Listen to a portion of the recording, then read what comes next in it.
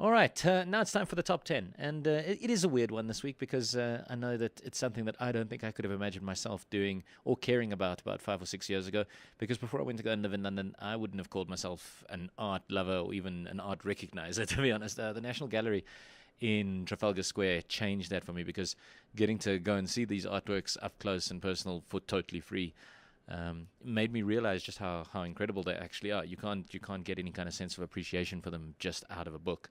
You have to go and see these things live. So if you're the kind of person who tours to a big city and then doesn't go to the art galleries because there's a little more boring than that, then I would advise you give it a try. And to get your kick started on that, or perhaps because you are an art lover who studied art history and you need to know where to go and see some of your favorite paintings, I'm doing a top 10 art galleries in the world list. At number 10 is a modern art gallery called the Gagosian.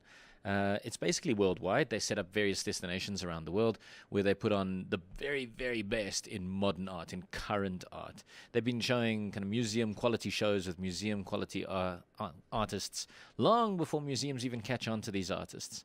And it's actually become such a popular thing that people queue for ages and ages and ages to get their tickets to get inside a Gagosian display. So if you get a chance to go to a Gagosian. It's really well worth it. That's number 10. At number 9 is the Tate Modern in London, England.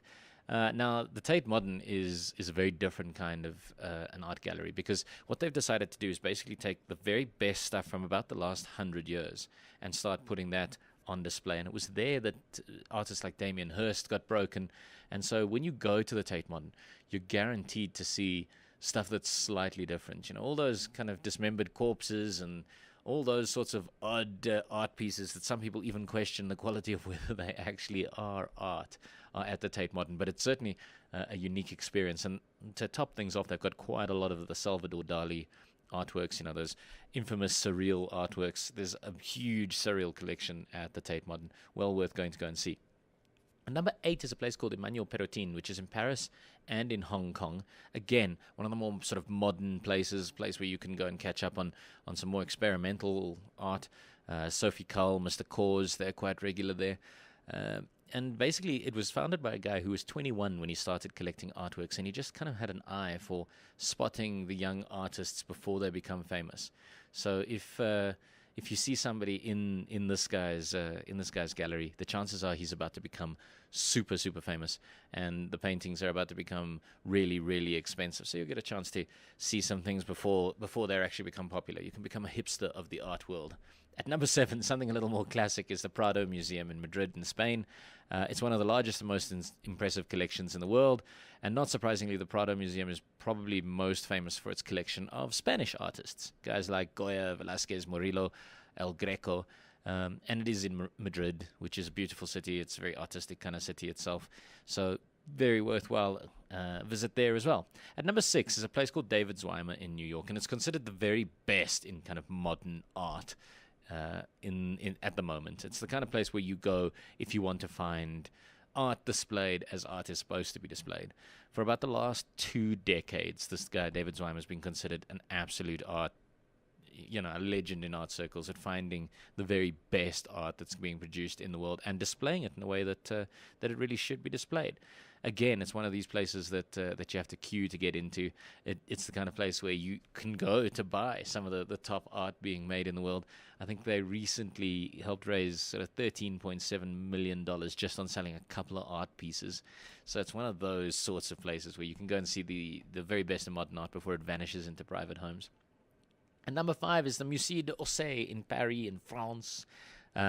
It's best known probably because it's the home of Vincent van Gogh's Starry Night, which is it's an absolute classic piece of art. But it's also got a whole lot of collections of Impressionist artworks. So basically, all the Impressionists in there, Monet, Manet, Renoir, Van Gogh, Degas, they're all there. If you're a big fan of Impressionism, you shouldn't miss out on it. It's also actually quite a nice museum itself because it used to be a train station, so it's this huge open building with a big glass roof. It's a worthwhile visit. At number 4 is my personal favorite, I think, the National Gallery in London. It's got over 2 million artworks in there. It's enormous. They sometimes close off various sections because you just can't get through the entire thing. I used to go there for a couple of afternoons because I used to work just around the corner. So I'd go during my lunch break and go and take in one room. It's totally for free. And it's got some of the best artists in the world, kind of your Monets, Van Gogh, Surats, Turners. And as I say, these are paintings that when you see them live, they actually have impact. It's not like seeing them in a book. And totally for free, which is why I think it's probably my favorite, because I'm a cheapskate. At number 3 are the Vatican museums. If you've been to the Vatican, you'll know that it's basically just an artwork. As you do the walk through the various chapels and cloisters and things, everything is just covered in art. There's paintings there by anybody who's ever been anybody in Italian art. Your Raphaels, Michelangelos, Da Vinci's. And, of course, the Sistine Chapel is the crowning achievement there. The entire roof painted by Michelangelo is probably one of the most famous artworks in the world. And, there's all sorts of really ridiculously famous art there. They say that the art in the Vatican is literally priceless. You can't put a value on it. So well worth a visit if you are an art fan. At number 2 is the Metropolitan Museum of Art in New York, in USA. The Metropole is, again, it's an enormous art museum where you can basically see the best artists from the beginning of time right the way up until modern era. Probably their most famous collection stuff is the Jackson Pollock stuff. Which is not necessarily to my taste, but certainly something that art fans around the world would want to see. They've also got a very good collection of Picasso. So if you're a Picasso fan or you like your paintings done out of a man's anus, Metropolitan Museum of Art, fantastic. Really worth a trip. Also classic Greek sculptures, and there's an armory there, and over 2,000 European paintings. So it's not just about the Pollock and the Picasso. It's worthwhile a visit also.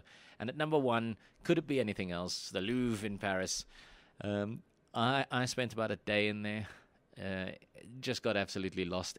It is the kind of place that does get busy, and it crams with guests, and particularly around the world famous Mona Lisa, people queue 10 rows back, just clamoring to get photos with it. I personally thought it was a great experience. I know a lot of people who said that they were disappointed. They expected the Mona Lisa to be bigger. They expected it to be grander. But in amongst the Mona Lisa kind of chaos, there's all sorts of other paintings that you'll recognize, particularly Raphael. There's a lot of statues there by Michelangelo. Basically, name a famous artist, they've got a painting somewhere in the Louvre.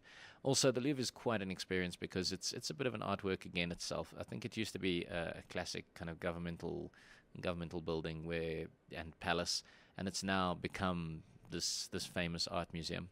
So it's well worth a trip just for the building itself. There is a tip I have for the Louvre, though. Do not queue at the front entrance. People start queuing at the front entrance. You'll queue for about an hour just to get through the front door. Then you'll queue for another hour just to get to the ticket office. What you do is there's 2 side entrances. Go and find one of those, and you will basically walk to the queue for the ticket office. So yes, you'll still queue 45 minutes, an hour, but that's a damn sight better than 2.5 hours or 3 hours, as sometimes is the case.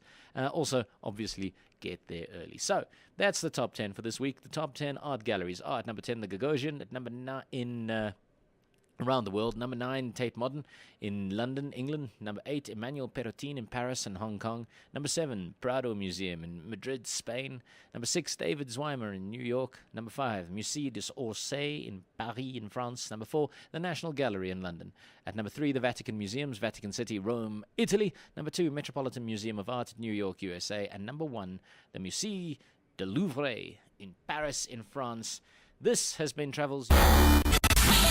Let's go!